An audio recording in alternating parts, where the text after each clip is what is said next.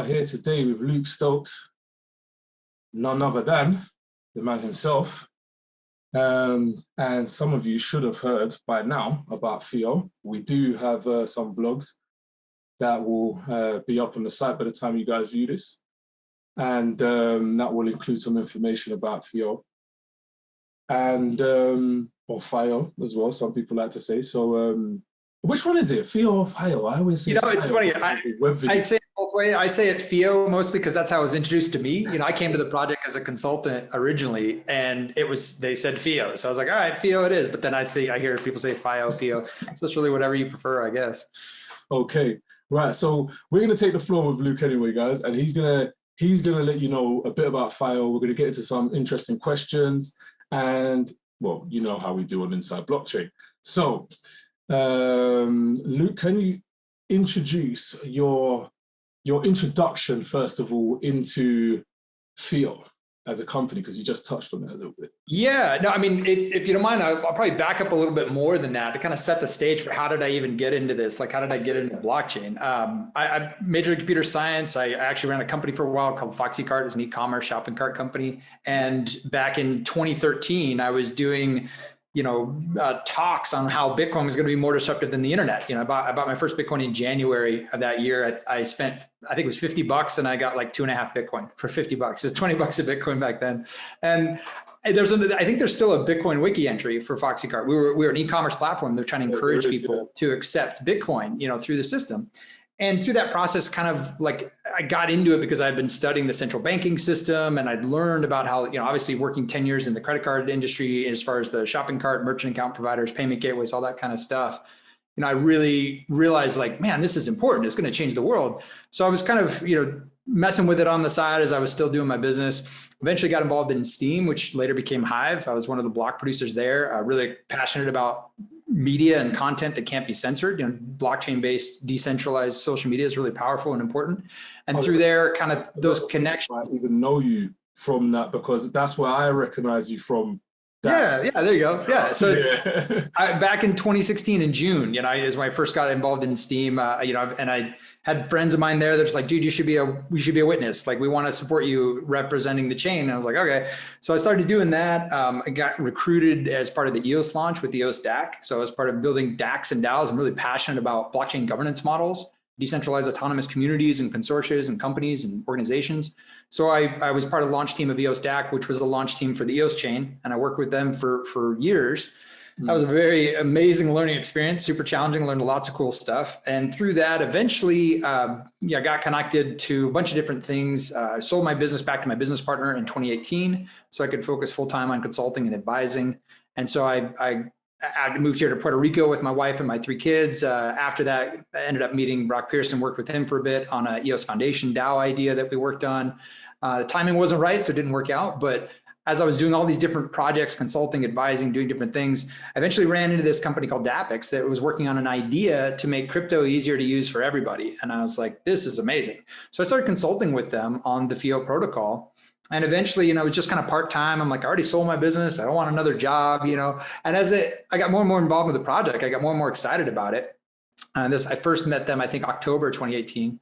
Started consulting with them in 2019. That's when they got support from Binance Labs. They raised about $5.7 million. And eventually I became the Chief Decentralization Officer. That was my official title. I was going to take their private code and help the community launch it in an open source decentralized way.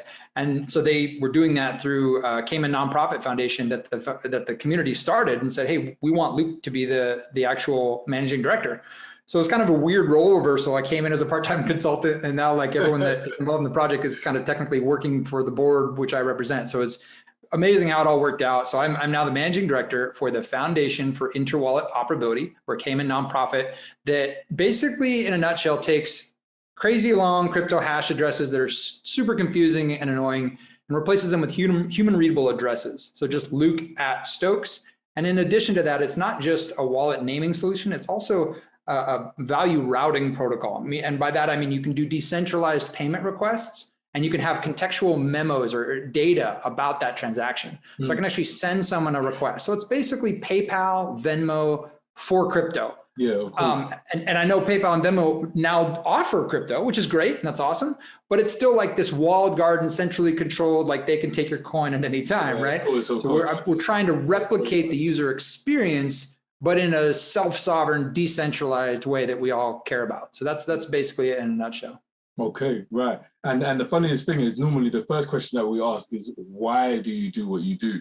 Oh gosh, yeah. No, so why I do all this? Yeah. Is because my wife, my 3 kids, my family, my community, I want to create a world we all want to live in. And I think cryptocurrency is all about that. This is a mechanism for taking back our own store of value, our self-sovereign identities, taking back our basically mechanisms for conflict resolution. We have a tool for global nonviolent consensus and get rid of the authority of governments telling us what we can and cannot do. And so I'm very passionate about crypto and blockchain being a mechanism for creating a world that we all want to live in. Mm-hmm.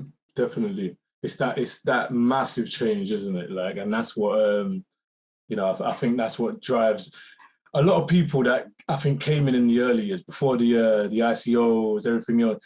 You can find so many people, just great people within the space. I spoke to a guy today and he was just coming into the space, but he's been watching it since those times. And he was just like, I wish I'd met people like you back then. And I said, well, it's just because I happened to take heed to things back then. And if it's just really, really weird because when you meet people that are after that kind of ICO era, a lot of them are just very much about, let's, grab this and grab here and, when Lambo, when Moon. Yeah, when Moon, when Moon. And, so it's always really refreshing, I feel, for newer people in the space to have a talk with people that were in the space pre-ICO days. So, and we say pre-ICO days, but for a lot of people in the space, the ICO days wasn't even 2017 and 2018. It was really like 2015 and 20. I mean, for me, it's like just talking to people that have been through multiple bull bear run cycles is super valuable, right? That's I remember when Bitcoin went from $120 to $50. I remember it like it's yesterday. I literally was raining outside and I told my son like, hey, we're going to go to the bank. We're going to go to the Bank of America right now. I'm going to do a wire transfer because I'm buying more Bitcoin. And I bought Bitcoin at like $50. After everyone's like, it's over, Bitcoin's done. It just crashed, $120 to 50. I remember it going from 1,200 to 250. I remember it going from 20 grand to 3,300 not too long ago. I've been through these experiences.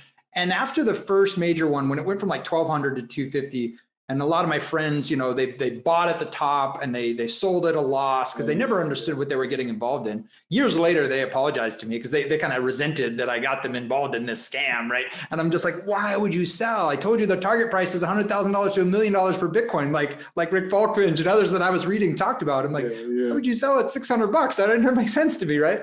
And it was just this process of like, the second run after that, that's when I was just like, oh man, the bear market didn't bother me in the least. Like 2018, I sold my business and I'm selling crypto in a bear market every month to pay for bills, but it was like, I didn't care at all because I was just like, I'm so absolutely confident that this is the future. Before I wasn't sure. And the first bear market kind of shook me a little bit. I'm like, man, I don't know. I started a crypto meetup in Nashville, Tennessee. So I had a group, in 2013, this awesome community for like a year. Once the bear market happened, people are kind of like, I guess it wasn't it. Let's go somewhere else. And so I was a little discouraged, but now that, having lived through that a couple of times now, it really does change the way you think about it. And you recognize like, this isn't going anywhere. This is here to stay. And this is really important for so many reasons beyond just like make token go up. Yeah. And I mean, I think I agree with you 100%. And anybody that watches this, that has spoken to me this year will tell you that, I've been saying to them, this is my own personal experience. The first time round, I mean, just before the last bull run, I was like, okay, I was in that phase of, do I buy some? How do I get some? Blah, blah, blah, blah, blah. And then you get some, and then it's like, okay, and then you're going into the bull run. As you're coming into the bull run, you say, no, it's going to go up. So everybody's got that the first time round. It's going to go up, it's going to go up, it's going to go up, it's going to go up forever, right? So, I managed to kind of get around the dip and get a little bit out and keep a little bit in. And then as the bear market ensues, you kind of, as you said, you've got, I've got like the car's broke down, or this needs to be paid for. And I've got some Litecoin here, and I got some, so let me just mix that, and and then as the bull run starts to get down to the bottom, you're like, as everything starts to bottom out, you're like, right, I need to buy more. Yeah. And this is where things really fall down for people. Is like, I found that there tends to be two types of people. The people who say that, okay, right, I need to buy more. Yeah, I need to start dollar costing now, right? And then there's the guys who say, it's never going to work. It's never going to work. I knew this, like you said, I knew this was a scam, blah, blah, blah, blah, blah. And I've got loads of friends like that. They called me up and the same thing, and I called one of my friends just today and I said, yo, like, you still got your Litecoin? And like, nah, bro, like I sold like half my Litecoin. It was like, my wallet said $2,000 and I was like, yeah, I'm going. And then like, I sold like half of it because it went down and like Litecoin was like £200, bro. And I was like, bro. For me, there's a third category, and I put myself in that category when I sold my business in 2018. And the third category is there is no buying more. You're already all in. You work for crypto, you're paid in crypto, you do everything in crypto. All you do is you sell crypto as needed to pay for bills. Like I've got a wife and 3 kids, and so like that's the category of people who really get it. Like that's kind of the wokeness, it's like you're all in crypto. There is no buying the dip because you have no fiat to buy the dip with. Yeah, you keep some fiat available because you're gonna get, bills coming in on the different cards and things like that. But mostly it's like when people are like, I love one of those favorite memes where it shows like the really confused guy. And it's like, I bought the dip here. And he's like, you still have money to buy the dip? Like, where are you getting this fiat? There's no such thing. Now I understand you can move around between stable coins and different things like that. And you can play the market a little bit, try to catch those falling knives. But, I'm not much of a trader. I've mostly been a holder, telling that whole story. I would love to tell you that I bought, at the bottom and sold at the top, but oh man, so many times I sold a ton of crypto at around $800, $900. So after it tanked and it started coming back up again, my wife and I were like, oh, we could finish paying off the house, but we'd have to sell a lot of Bitcoin. And we're like, well, we could have done that when it was at 1,100, 1,200, but we didn't. And we now regret it. We don't want that regret again. Let's just do it. And then that mortgage payment we can use to buy more Bitcoin, right? So of course we sell it, pay off the house, and then it goes to $20,000. So like we could have paid off like 20 houses. What the heck, I mean, it was only a tiny bit that was left on the mortgage, but still it was like no regrets. Because one of these things is if you're all in on it, there is no like regret because it's just your money. Yeah, you're just using your money to live your life. Do you know what, right? Funny story is you say that, right? I bought some Ethereum at $700, right? Yeah, last time around. So I bought some $700 Ethereum. I'm sitting there with this Ethereum, like, it's gonna go to $1,000. It will go to $1,000, like, and then as we got into the bear market, it was just like, well, I'm just gonna hold on to this Ethereum. I'm just gonna hold on to this Ethereum, yeah. Like, I'm never gonna let go of it. And obviously, I accumulated and bought some more, and over time and so on and so forth. I'm never going to let go of this Ethereum. So when this bull market started, my cousin was saying to me, I haven't really got much ETH.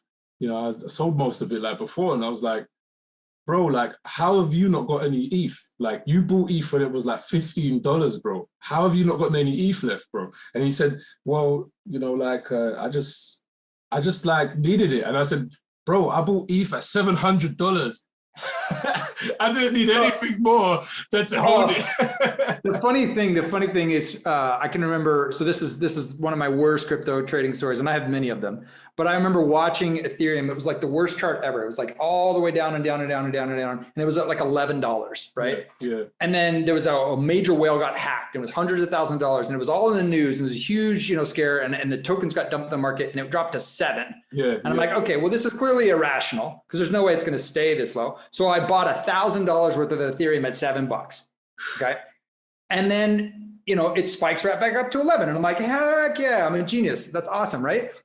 And then what does it do after that? Slowly creeps down from 11 all the way back to 7. And I'm looking at this terrible chart. I'm like, why am I in this? And back then, anything that wasn't Bitcoin was a shitcoin. It was just like, that's just how it was. And Ethereum was still kind of like, we don't know about this thing. It's kind of weird. And so I was like, I'm not going to lose money on this. This is silly. So of course I sold. I broke even, sold at the same amount I bought for. Totally just like definitely the life-changing money that could have been didn't happen. But it's like, you know what? Again, no regrets. Anyone who's been in these spaces has so many of these stories. It's like, it's all about like, did I learn from that? Yeah. That's you know, it. like, did I understand like real projects building real things? Like you want to support them and stick around with them, and don't be like bouncing around based on the news of the day, right? Exactly. And I think it's very good for new people coming into the space to, as you said, you're getting that advice from people who've been in multiple runs, like at least 2. So if they've been in at least 2, then they've, like you said, they've got the mentality. And it's like you said, I'm not much of a trader myself. Like I did a little bit of trading back in 2016, small amounts, learning. I went through the faucet stage as well. I was born out of the faucet stage. You know, I didn't have a clue of how to buy a Bitcoin when I first found out about it. All I remember is I was sitting there going, if it's on the internet, there's a way to get it for free. Yeah, right? So we started searching up and was like, you've got to be able to play some online game or something and get this stuff for free, right? And this was before we thought about blockchain or any of the rest of the stuff. It was just like, okay, let's get this.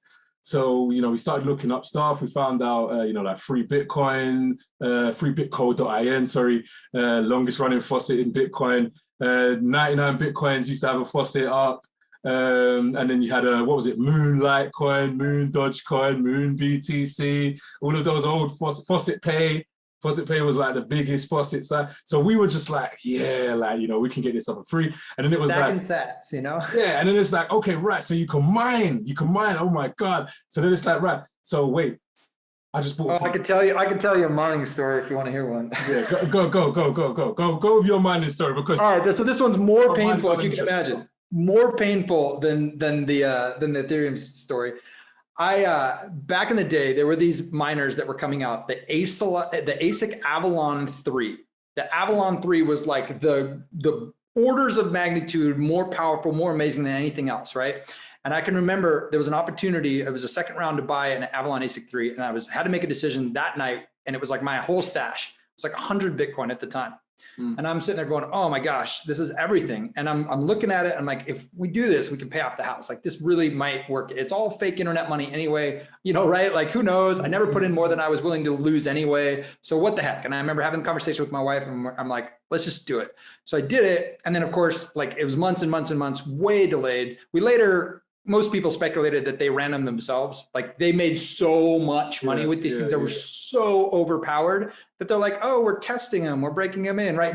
It was theorized that they were probably running them for a number of months. So we got them very, very late. I finally get it. It shows up. There's no instructions. There's a little piece of paper in Chinese about this big, which, you know, I didn't know what to do with. And I haven't built computers most of my life. So, you know, I think I should be able to figure this thing out. So I plug it all in, figure it all out as best I can. And I get the power supply and everything, and I turn it on, and it like turns off, turn it on again, turns off, turn it on again, and then it's working. I'm like, okay, it's working. And I'm checking it. I'm like, all right, it's mining. Don't touch it. That's weird. I don't know what's going on.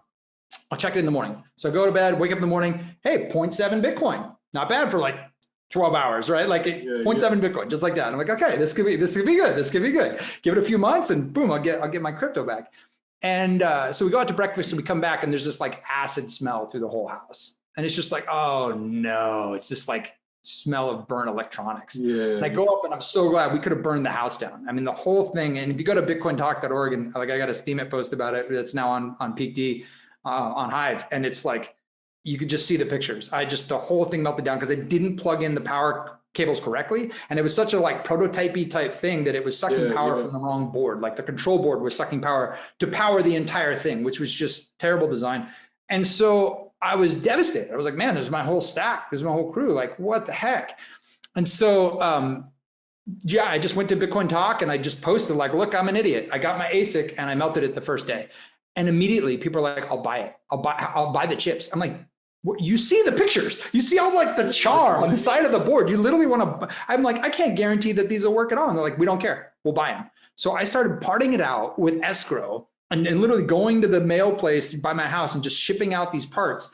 And I ended up recouping like 70 something Bitcoin. It was crazy. And the price of Bitcoin had gone up. So at US dollar terms, I basically broke even. 100x on a broken miner. Well, I mean, it was just, I broke even, you know, it was 100 Bitcoin to buy it. And I only had 70 something Bitcoin left, but US dollar terms, you know, by parting out the pieces, you know, again, I don't have all that Bitcoin now. We use much of that to pay off the house, but it was just, it was an amazing experience, and it reminded me, like, stay in your lane, bro. Like, I'm a programmer. I like hardware. I like dealing with hardware. I'm not a miner. I don't want this like super loud, machine running in my house, right? My wife's gonna hate that. So that was my mining experience, my mining nightmare. That I was just like, yeah, I'm just not a miner. I wish we even got that far. If we'd have got that far into things, yeah, it would have been great. I mean, we were pretty late, but I think those Avalons were quite still big when people were still talking about them and whatever. And we just looked at it as like, wow, like, okay, so we're going to spend a couple of K to get these miners. Like, we just need to find a way to buy this shit. Like, I was going to say, like, a couple of K. Yeah, after that, I was like, I'm just going to buy, yeah. It's like Bitcoin, I think at the time, like $100 and something, like $170. It was like, yeah, Bitcoin, $170, miner, $1,700. Okay, like, what's the point? And then you start speaking to people, and I think at first we were very, very kind of like, okay, well, we're very cautious about buying these miners and then having to buy another one, because people were talking about, again, at this point, we didn't understand halving. Yeah, it was an arms race with the difficulty and everything. Absolutely, yeah. Right. So we were just like, okay, well, we don't want to now pay £1,700 for this miner. Okay, cool. We get like 10 Bitcoin. We've made the money back, right? Very easy. But are we even going to get 10 Bitcoin with this miner? Yeah. And that lasted for about 6 months before we, really dug down into how mining works. And then it was like, okay, right, let's get together with a group of people and get a mining operation. And then half of the people didn't even know what the mining was about. They were just like, what is this? Like, oh, look, just give us some money, yeah, and we'll, And then it was like, okay, right, look, forget all of that. We've got I had some server machines that I had from my old workplace and stuff like that. Like, you know what? I'm just going to use this, and I'm just going to use the CPU. Like, and I remember at that time, a lot of people were like, CPU mining is going to die, ASIC's the new thing, blah, blah, blah, blah, blah, blah. And then you had all of these cloud miners, like Genesis mining and all this started opening up. And it was like, okay, look, I'm just going to just plug these machines in, and I'll just get as much as I can get, as I just say to you, and we'll do it like that. And then we just fuss it in and that and research. And we've always, with the ICO phase, this is a question I'm going to ask you in a second, but with the ICO kind of times, we were always like, so many people call us like, yeah, you could just, the idea that you've got, remember, you can just put it on ICO, you can have $1 million and build it tomorrow. And it's like, cool, we'd rather just chill and meet people in the community, learn and do something from a positive standpoint rather than just, okay, we're going to jump in here and just follow the crowd. I'm trying to say to you, like, we want to really, really, really come in with some kind of thought about what we're doing rather than just, just jumping in. So it's taken a little while, but we've eventually kind of got there. And as I said, we will all be all real with us very soon, but this is about yourself. So what do you find most important, you would say? And I think you did answer this a bit earlier on, but what would you find most important about blockchain technology as a whole? As a whole, I really do believe it is a mechanism for global nonviolent consensus. We're in an age of deep fakes and like nothing can be perfectly known as true anymore. And it's all craziness. But we have this blockchain technology that's immutable, meaning you can't modify it, can't change it. And if you could trust the data that's been put onto it, every single person on the planet is going to have that same, understanding of truth. So I talk about it now. I think about it. I'm like, I'm in the truth industry. I develop systems and work with systems that define global truth in a way that everyone agrees to via consensus. And it's done in a voluntary way with, you could associate with one project or not. You can have a token or not. It's completely voluntary. There's no violence involved. And humans have never had tools for consensus, especially not on a global scale, without using violence. It's generally been whoever's got the biggest guns gets to tell you what consensus is, our way or the highway, the golden rule, whoever has the gold makes all the rules.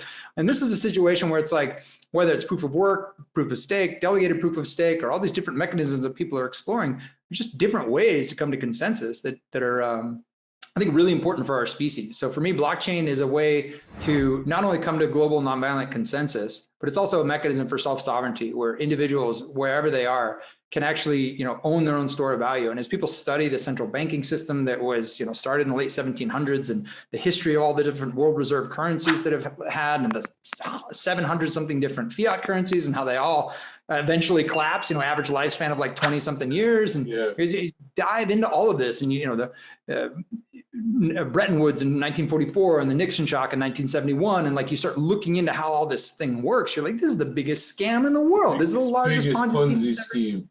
Yeah, the biggest Ponzi scheme. Man, like in the ICO days, there was so many people, like it's like Ponzi became the #1 word on the planet, and people were just like, oh, it's a Ponzi. Everything was a Ponzi. Like, you could have a physical product standing in front of somebody, holding it in front of them, like it works, and they're like, oh, it's a Ponzi. So yeah. I mean, and it's just irony is that fiat was the largest Ponzi scheme ever. Exactly. That's exactly what I was going to say.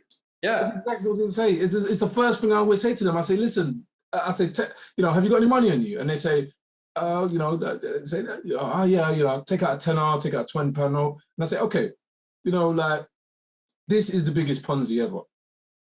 And they say, what do you mean? Well, I said, well, you have to believe in it to be worth anything, for it to be worth anything. And you only believe in the fact that it's told to you that it's worth something. It's not the fact that it is actually worth anything, or that it doesn't, what does it do that's special? Like, it's a piece of for me, it's like all financial value is essentially shared storytelling. It's a shared delusion. It's shared belief systems. It's all value is belief. It's a conscious human mind that gives something value. And from that perspective, it's when that story breaks down, like it does in Venezuela or in Argentina, or these places where they have these massive currency collapse and currency controls and hyperinflation and these terrible, this is human suffering in a big, big way caused by these collapses in the belief system of these currency systems that are essentially based on, again, the violence of the state. The state says, hey, you got to have this to pay us in taxes. And, we create all the rules. And so we get to determine what value is. And unfortunately, it's just, again, insane how much the central banking system and the governments that work with them can just take value from people through inflation and through all these other mechanisms that they have. And so the idea, a lot of times people get really upset when they're like, wait, this is so crazy. You mean you could just take your own project and make your own token? And it's like, well, yeah, we're taking back the power that has been taken from us, that basically the central bankers and governments monopolize. They say they understand this belief system is value. They monopolize it, control it, and use it against those who don't understand this belief system. When we take that power back and recognize, like, anything can be tokenized. If my neighborhood believes that we can provide value for each other, we can literally mint a new token, distribute it to everybody, and say, okay, here we go. And if you want to do babysitting, you want to provide a lemonade stand, you want to provide, work on someone's car, we could all just have economic activity because we believe it. And it can be as simple as that. So I get excited about crypto also because it, like we said earlier, like teaches people what money is. It's one of the most exciting things about when they sit there and go, wait a minute, I never even asked what money is. I spend 8+ hours a day away from my family, working a job to get little pieces of paper with dead white dudes on it. And they don't even ask what it's about. They're just like, do you even know what that is? It's a little piece of paper. What does that even mean? So crypto gets people to ask, what is money? And that's a really important question. Yeah, of course. And I mean, you mentioned obviously the Bretton Woods. Bretton Woods is obviously the biggest kind of like most recent event. But I always sometimes take people back to, I go as far back as the Magna Carta. And I say to people this, right? If you go back as far as the Magna Carta, right, and think about the financial system there. If you take the bankers now and the government, it's the same thing that it was in the Magna Carta, because the Magna Carta was the agreement between the barons and the monarchy, yeah? And that's where it all really starts, I should say to you, because at that point, it's really about, as we talk about now in crypto, we're talking about really the ownership and the storage and the belief or the transference of value. So at that point, it's like, okay, well, the monarchy are like, well, the barons are putting pressure on us. and that's literally how it's been till now, until we've got like Bitcoin, blockchain, everything else. It's been the barons say what happens. And the monarchy is kind of like there to kind of pass the message on in a nicer tone, like, and not get their heads cut off in the process, right? There you go, So yeah, it is interesting, and I like to really dig deep, as you said, with people and go back into what the principles of money are, really and truthfully. And when you start opening these Pandora's boxes, shall I say, of information to people, Yeah, it can get, some people can get real scary after you start them this stuff, because they just like, you know, they freak out. Some people, it's like there's a lot of cognitive dissonance to be like, wait, you mean I spent my entire life working towards a system that's a Ponzi scheme? Like they're like, you know, that was time I missed my kid's birthday party. Like I was away from my family because I was working to earn something that was nothing, that it was being inflated and its purchasing power removed from me every moment of the day. And it's so funny. I did a post about this recently, and I talked about how most people don't think about their default investment. They don't realize you're in an investment right now. You're watching this video, you are in an investment. It's US dollar, it's pound sterling, whatever it is, you're in an investment. It's your default investment. You didn't even think about it. And it's a piss poor, horrible investment. You look at it over the last 100 years, there's like, it's lost almost all of its purchasing power. And like most people just don't think that way. And it's like, think about the default investment that you're in and ask yourself, is it a good investment? Is there a better investment? And so although cryptocurrency has only been around for 10 years, you know, some people look to gold and silver, and that's useful as well, but just like, look at what's out there, you know, watch some videos from Michael Saylor, you know, like get educated on what is the best investment long-term. And it's certainly not the dollar bills you're holding. No, it will be handbags and shoes very soon. Right. So what I did notice as well is you guys recently completed FIO 1 year anniversary, right? That was just literally just over a month ago at the end of March. What I would say that I'm very interested in, certainly, and I think the viewers would be interested in, is what were some of the struggles that you guys faced within the first 12 months to kind of like get the project, not only, as I said, because it's been around for some time, but I would say, what would you say has changed, or what the struggles were within the last 12 months to kind of get up to the point where you guys are at now? That's a great question. It's one that, like, in the beginning, you know, we didn't do an ICO. We didn't do an IEO. It was nonprofit Cayman entity. The block producer community launched their own chain. And it was a matter of saying, okay, what is that going to look like? What is that chain going to look like? And what is the distribution of tokens? And so the distribution of tokens was designed so that the foundation got, you know, the community treasury, basically, that we were going to manage on behalf of the community. And that's through a multi-signature of the board and everything like that. But in the beginning, you're kind of like, okay, well, how are we going to pay people? You know, there's active worker proposals as part of the DAC, people that want to get, you know, paid to do the work of the project. And so as this decentralized group, we're like, as a nonprofit, we're like, how are we going to get money to do all this, you know? And so there were some tight times where things were like, okay, financially, you know, should we do more private token sales? Should we do this? Should we do that? What should we do? And it's been really amazing to just see kind of the community over time understand the value of what we're doing, understand the long-term value of having a decentralized mechanism for making crypto easier for everyone, a mechanism where it's like, Luke at Stokes, that's my crypto address. You want to send me Bitcoin? You want to send me Ethereum? It's all right there. You need to request funds from me. If we have a deal and it's like, hey man, you owe me $100, you can do a request for Luke at Stokes. It's that simple, and people get it and they're like, oh man, that's what this industry needs. We got to make things as simple as possible so we can onboard the next, you know, billion people. And so as people kind of recognize that, as the project started delivering, as the mainnet launched and it was working as intended, you know, eventually they became more confidence in the utility token that runs all of this. You know, the utility token is important in a delegated proof of stake system because it's needed to secure the blockchain. That's the holders of the token get to vote for who the block producers are. And on top of that, all the FIO addresses and FIO domains are paid for on chain. There's no like single company that gets all the payments. They're distributed to all the different value add in the network. So when you register a FIO address, it's $2 a year, or you register a domain, it's $40 a year. And that's allocated in FIO tokens. The block producers are constantly adjusting that ratio. So it falls, you pay in FIO, but it falls within that range. And on top of that, you know, we have the foundation has a bunch of tokens set aside for address giveaways to kind of prime the pump. So, you know, you've probably seen like Edge Wallet, and you mentioned Konomi earlier. And like, there's a lot of wallets that you can get free FIO addresses right now. And that's subsidized by the foundation, as well as there's a registration site where you can pay, you don't even have to have the FIO token. You can pay in Bitcoin or Ethereum or anything like that. And the foundation has tokens where they can basically pay the on-chain fees in order to get you that FIO address. So through all of that, there's been more support for the tokenomics of the system, that it's like a decentralized business model that pays everybody that's involved. And that is, put the foundation in a better financial place. Whereas, the token goes up, we have more opportunity to have a diversification of our resources. And so it's been really just exciting to see the team grow, to see, it decentralized. Because again, it started as this private company that just kind of disbanded essentially as they joined the decentralized community. So each one of those participants started their own LLC, they're their own contractor, and they came on with their own, basically they're like the CEO of their own worker proposal. Their own workspace, they came to the foundation saying, okay, we want to continue promoting this project. We're going to do it in a very decentralized way. So it's exciting to see the decentralization of the community, the block producers stepping up to work on projects like the domain marketplace project is completely run by members that were not originally part of the team. They're part of the block producer team. I just had a great message today, actually, from one of our block producers in Australia who's got a whole, working with 3 other block producers to build a whole really cool system I won't get into, but so exciting stuff coming from a decentralized community building out these solutions.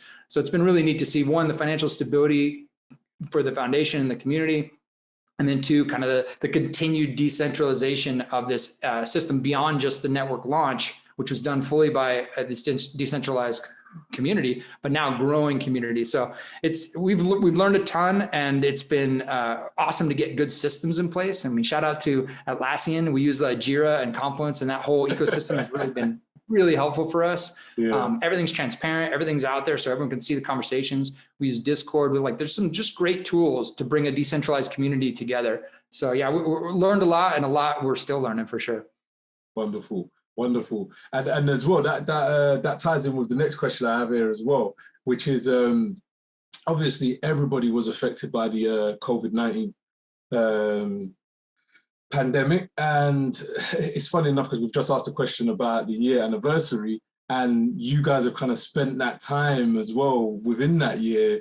Like, most of it has been spent during the pandemic. So what experiences would you say that you've had that were directly results of the pandemic, and what did you learn from them? How were you able to overcome them? I think for me personally, so I'll start with me personally and then just as the project. For me personally, surprisingly, not a whole lot changed. I've always, well, not always, but last decade or so, I've always worked from home. My kids homeschool, and my wife stays at home and takes care of the family. So it's kind of like, for us, it was almost like the whole world started acting like we've always lived, and it was our voluntary way of living. We like homeschooling our kids, and other people are learning how to do that now. We like working remotely and having the flexibility and freedom to work at your own pace on your own hours. So that was kind of interesting to see kind of people try it out. Some people didn't like it. Some people loved it. And now we're seeing a lot of businesses realize we don't even need an office. People can just work whenever they want to, wherever they want to. But as far as the project, I think, it definitely kind of, different members, myself included, kind of got COVID throughout the process, and certain people would be sick for a week or 2, other people sick for a little more. And also too, just the shutdown of all the different conferences, all the shutdown of, in a way, it's kind of interesting because we didn't do the normal, go travel to all these different places and try to do private token sales and things like that, which is not uncommon for a lot of these projects, where people want to have more long-term equity in the token that they know is going to have utility value for different use cases. Like if somebody's going to do massive e-commerce and they have to do a whole lot of FIO requests, they know that they're going to need that utility token. So it's not like it's an investment. It's more of I want to support this community because that needs to exist, right? And so through that process, there were opportunities in conferences and things that you would normally do at a company at our stage that we didn't do, we couldn't do. So we had to find other kind of creative ways to do things. One that I thought was really amazing, ETH Denver this year was virtual. And at ETH Denver, there's a lot of food is a big part of that conference. Everyone's they always have these awesome food trucks and stuff that you can usually pay in crypto and things.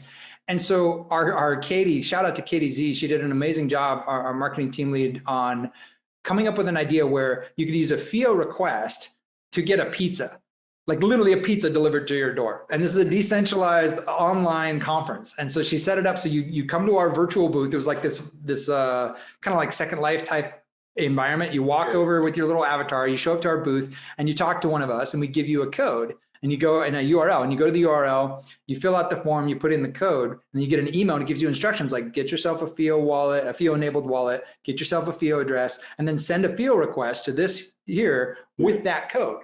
And when you do that, we would have all your information because you filled out the form of like, you know, the pizza place by your house and where you live and stuff. And we would literally ship you a pizza, and you'd send a FIO request and pizza would show up. And it was so funny because it was actually on National Pizza Day. We didn't even realize that, like it lined up during the conference.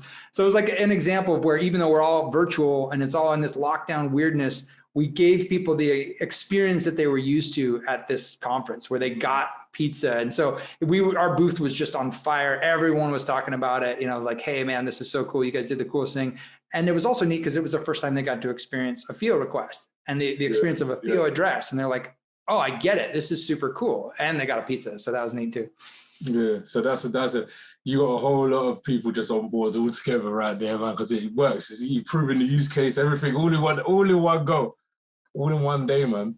Brilliant. Right. So with this is the question that everybody kind of gets a bit stuck on, right? And it's not that bad. But what are your views on the future of blockchain when it comes to other cryptocurrencies? And what industries do you feel will be most disrupted through the possible adoption of blockchain within the next 10 years? 10 years is like way out, you know. I mean, are we going to be on Mars by 10 years? Who knows, right? But if I was to say, I built my first websites in 1996, right? I saw the .com boom. I saw that happening. I was going through college at that time, and they were like, no, don't go back to college. Like, come and work for this, you know, these crazy .com startups. So I've seen that hype, but I also recognize like you couldn't be a company that didn't eventually get online. Like it's just, you had to have a website, you had to have an email address, you had to be online, no matter what your company was. And I see blockchain and cryptos the same way. I think this is the future of human interaction. This is the future of commerce. This is the future of, you know, programmable contracts and relationships between individuals. And so I look at it as saying it's going to be so disruptive. I have a slide deck I could share with you actually, where I talk about preparing for mass adoption, kind of compares the internet adoption with crypto adoption. And most people don't realize this, like the way that works, you get this 1 or 2%, these early innovators that can put up with all kinds of craziness. But when we get to like the 12.5%, these early adopters, they need more usability. And that kind of happened with the internet as well. The HTTP protocol came out, which is this usability layer that made, you know, the World Wide Web and Netscape and all these different, you know, things possible. And I look at the FIO protocol as a similar thing. It's like, we can provide a user experience that kind of, and you can see the adoption of the internet skyrocketed right then, you know? And so I look at it as saying, this is so disruptive. It's going to change everything. And the timeline is crazy. Most people can't handle exponential growth. They have no mechanism for understanding it. They don't realize doublings and how quickly they happen. And if you look at the exponential growth curve of the internet and the exponential growth curve of blockchain and cryptocurrency, it's actually faster. What took 7 years to go from where we are now to like 1 billion users is probably going to take about 4.5 years from what I've seen. And we're already into that. So you could argue in the next 3 to 5 years, we could be at 1 billion crypto users. And so most people are just like, whoa. And if you do the math there, it's not people in crypto today that matter. If you're a crypto company, like they're almost a rounding error. They're insignificant, the number of people in crypto today. It's the people that are in businesses that like are watching and saying, okay, I have to crypto enable my gaming platform. I have to crypto enable my art platform with NFTs. I have to crypto enable my financial platform, whatever it is, you know, whether it's trading or stocks or whatever. I have to crypto enable my supply chain management company. I like, no matter what it is, whether it's like accounting data, whatever it is, people are starting to go, wait, I have to get my company and my customers and my business on this blockchain thing, or I might not be relevant and survive. So I look at that and I think the most disruptive thing that's coming is crypto and blockchain have to be made easier. And that's why I'm working on FIO. I could be working on a bunch of other things. I've got experience doing other things, but this is what I think is important for this reason, because every company, not just like specific industries, I do think every company, just like they had to figure out how to get on the internet, they're going to figure out, how do I get on blockchain? And how am I connecting to this new way of doing things that's transparent when it needs to be and private and encrypted when it needs to be? It's both. And you have that accountability with the transparency, and you also have the privacy as you know, with Monero and other different privacy coins, you know, and encryption. So I look at it as saying the most disrupted industries are going to be the ones that don't realize this, that don't get on board and recognize this is the internet 2.0. It's the same exact thing you saw before. Usability is going to play a huge role, just like HTTP did. And ultimately, that's what it comes down to. It's like either you can get on board or you're going to be late. And it reminds me of a quote I hear often now, where it's like everybody buys Bitcoin at the price they deserve. It's kind of like, yeah. Who was it? It was like Pomp or somebody that said that. It was probably Pomp, or he definitely reshared it. It was definitely became a popular saying at the time. And that's why I think about it in terms of crypto and blockchain disruption. It's like the companies are going to get on board, when they deserve. And I think that's why shout out to, MicroStrategy and Tesla and the companies that are like finally getting it. Some of us did it in 2013. We were a little too early with our companies, I remember FoxyCart actually, and I was talking about this today. Jonathan Mohan was at the lunch we're at today. He's a good friend of mine, really enjoying getting to know him. He's part of the Bitcoin Talk podcast, which I'm sure you've heard of. Yeah. And early on, FoxyCart did one of the very first actually paid advertisements on Bitcoin Talk, and we had to pay in Bitcoin because that's all they only did Bitcoin. So we bought as a company, we bought 10 Bitcoin just so we could pay Stephanie to do the recording for the thing. And it was just so funny to think like that investment of just 10 Bitcoin like ended up becoming a real value, and it's just so shout out to the companies that see this. I think there's I forgot what the URL is, but there's a website that tracks the balance sheets of all these companies that have Bitcoin on them. Yeah. You can find it. I'm sure you can throw it in the show notes or whatever. We'll put, for people's viewing, I'll put it on the site somewhere under the description as well in the video. So yeah. You're looking through all those different companies and it's just like, they get it, this is the future. And so I think it's going to be the companies that don't adopt blockchain and crypto sooner than later are going to be disrupted. And the companies that see this and importantly, and again, I'm going to show my own project because that's, what I'm here to do, right? Importantly, it's the companies that recognize the usability of crypto today is horrendous and you're not going to get your customers to be using it because it's too damn hard. And so that's why we're here, not just me personally or the foundation, but the FIO Protocol itself, this decentralized business model. That's why all the block producers are here. That's why all the developers that know the protocol are here. Like reach out to anyone involved in the FIO Protocol community and we can help you with that process. We can help you transition into crypto and give your users an experience that they expect, similar to like a PayPal or a Venmo, a nice login experience or an experience with, sending and receiving tokenized assets, including NFTs, things like that, in a way that makes sense. So yeah, that's kind of a long answer, but I'm really passionate about the future of crypto. I think about this stuff a lot. I think it's going to make a big difference. It's good that you elaborated on that as well, because one of the things that I said to John as well, right, is look, we need to really, like, when I looked at the FIO protocol, I said, you know what, and I called up my partner and I said to him, you know what we really need to do?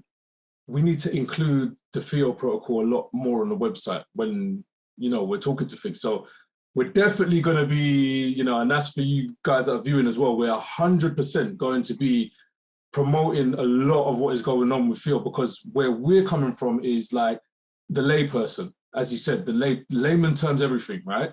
And what's super cool about the idea of the FIO protocol, it's so I'm going to elaborate a little more. Yeah. These are NFTs. So there's a domain NFT, and then there's a FIO address complete NFT. Yeah. So you can get your NFT for your community as the domain that you control, and you can control who gets to register a FIO address on that domain. So you can start building your community, and as membership and basically a badge of honor to say you're part of that community, you get to get that address. And that's a human being. You can run them through whatever process you want to run them through to verify that they're real, do a video call, whatever, some KYC, whatever you feel comfortable with. And now you have verified human beings who have verified crypto asset, addresses that you can know. And you can do contests, you can do giveaways, you can do airdrops, you can do all kinds of things you previously couldn't do because you'd have to get all their information, get all their Bitcoin addresses, and you don't know, is it the right address or the right person? Or was a man in the middle attack, all that kind of stuff. But now with the FIO protocol, you have a tool as a marketer to build your community, do contests, do interesting things. And if some new project comes along and says, hey, I want to do my token on your thing. Maybe it's a Cardano, token. Maybe it's a ERC20. Maybe it's a BEP20 on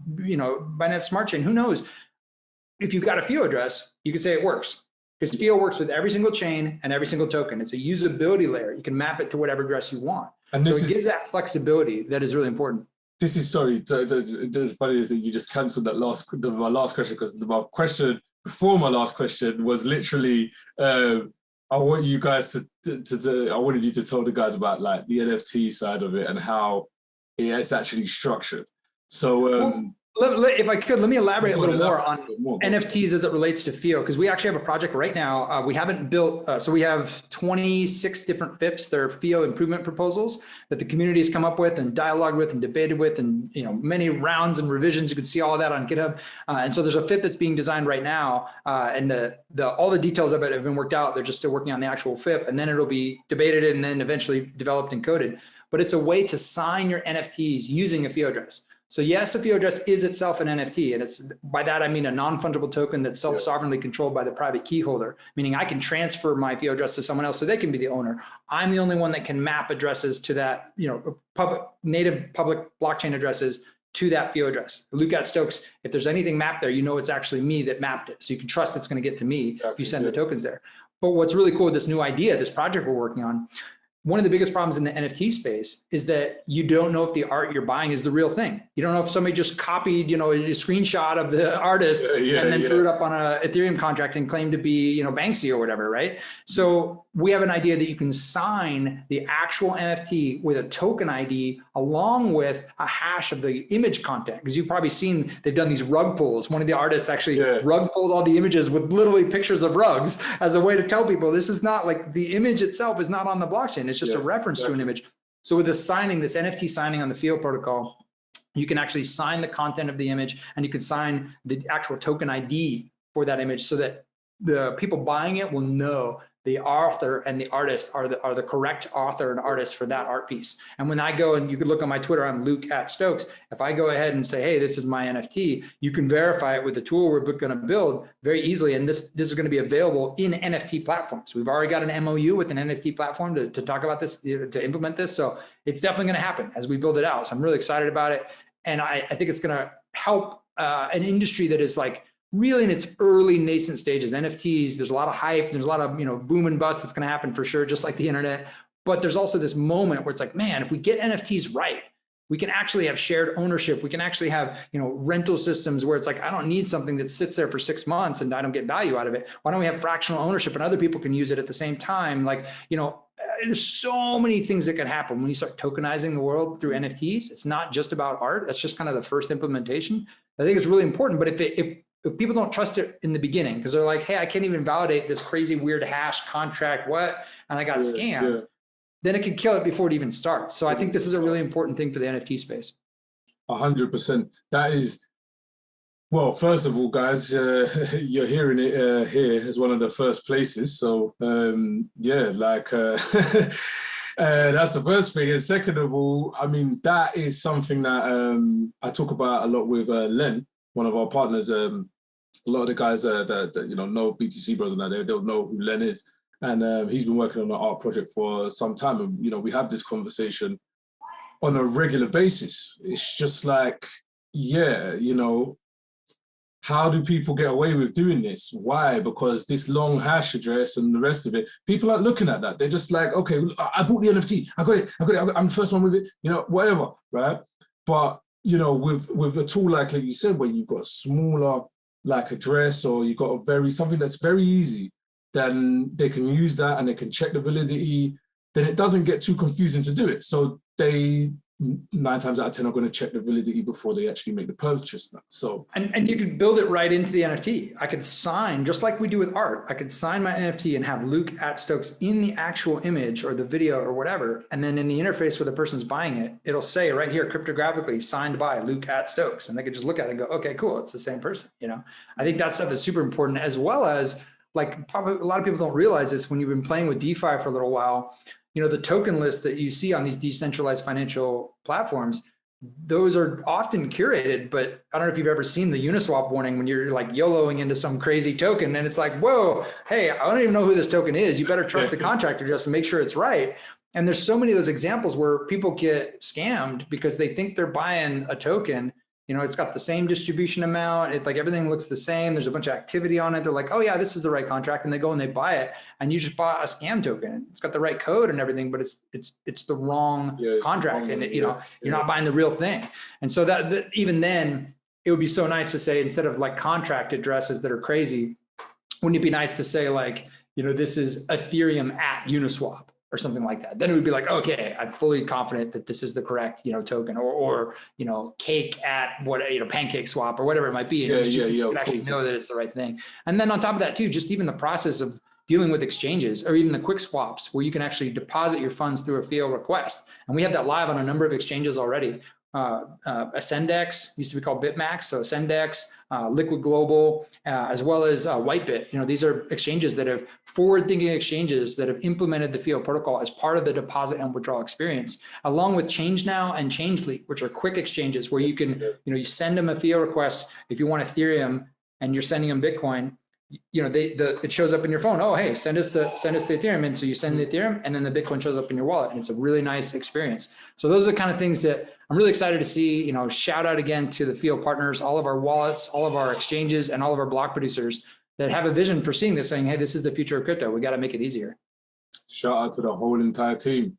Right. So lastly, we'll come to our last question now. What projects, apart from FIO, Bitcoin, Ethereum, let's say the top three for everybody, really, apart from the maximalists, because I'll get killed in a minute for saying Ethereum. Yeah, so I think I'm in between maximalism anyway. So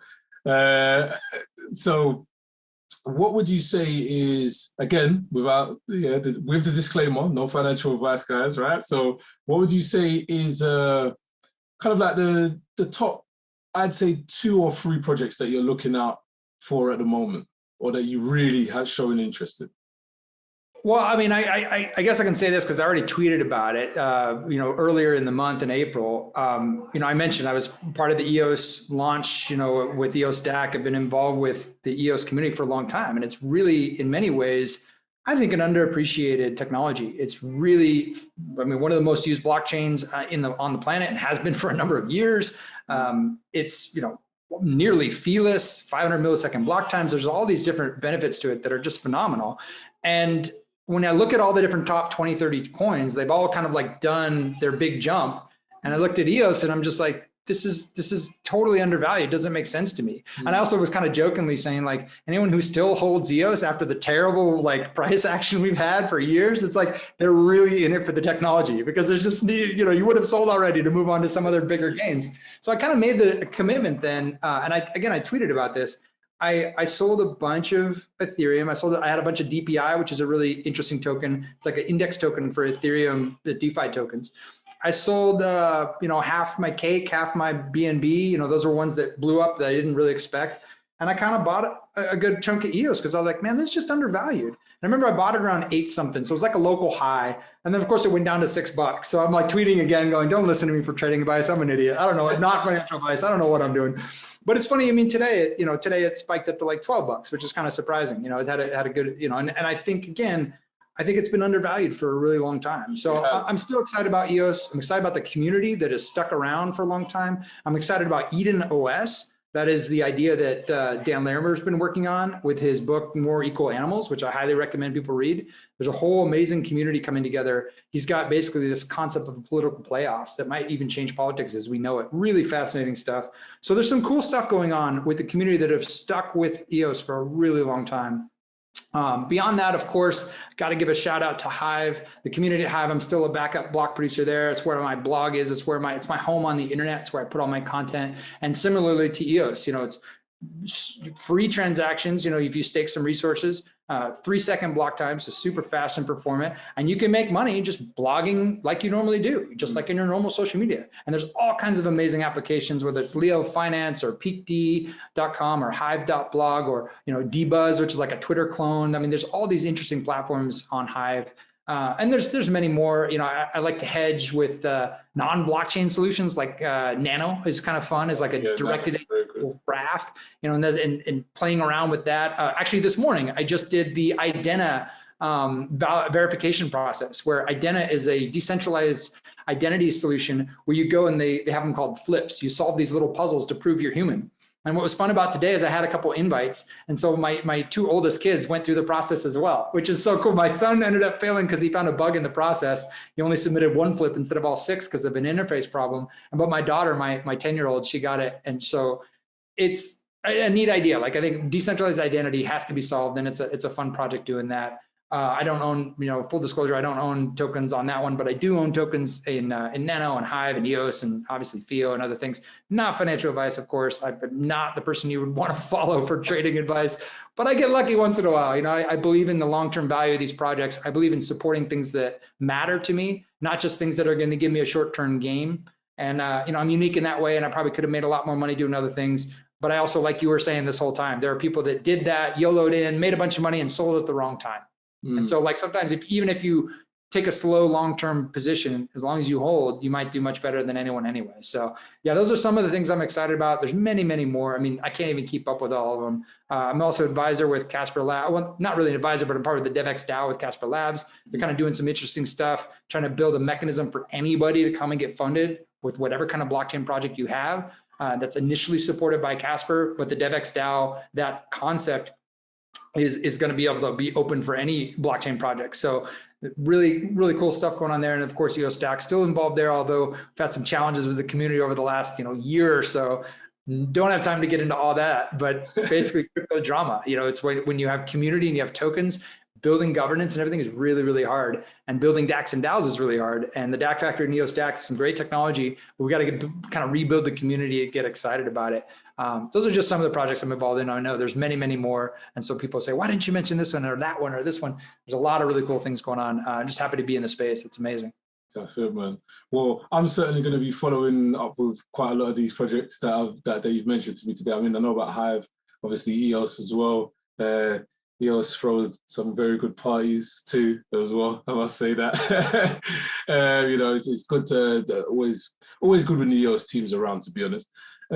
But yeah, so those are some really interesting projects. I'm going to follow up on some of those, and I hope some of the viewers as well follow up on some of those. And hopefully, in the future, some point, we can get you back on the show again, maybe to talk about some of the other projects that you said you wanted to obviously elaborate on. Get a bit more time. And once the world opens up again, we'll probably just bump into each other, should I say to you? Because this is what tends to happen in crypto. Sure, you end up watching something on YouTube, go to a crypto event, and it's like, hey, I was just watching your video yesterday. For sure. Fantastic. Yeah, so definitely. So thanks very much for coming through for the interview. Just shout out to the viewers where they can find you on social media. We'll put them in. I'm at Luke Stokes on Twitter. I'm at Luke Stokes on Hive. Those are kind of the two main places. You can also find me on Facebook. I post stuff there as well. I think it's B Stoked is the account there. Telegram as well is also Luke Stokes, but try to avoid all the spam I get on that one. Other than that, thank you so much. And thank you all for watching. I know this was like a long interview, but hopefully there's some cool stuff in there that you enjoyed. Appreciate getting to know more of your community as well. So definitely tweet at me. And I'd love to know if you got a FIO address, like definitely hit up fioprotocol.io. Join FIO is the Twitter account for the FIO protocol. So I'd love to hear that you watched this, were intrigued enough, and you went and got yourself a free FIO address. If that's the case, tweet at me, let me know. It would be awesome to have you do your first FIO request and get some tokens or something. That would be really cool. So Thanks for watching this far in, and thanks for having me. I really appreciate it. Cool. Right, guys, we'll see you on the next one.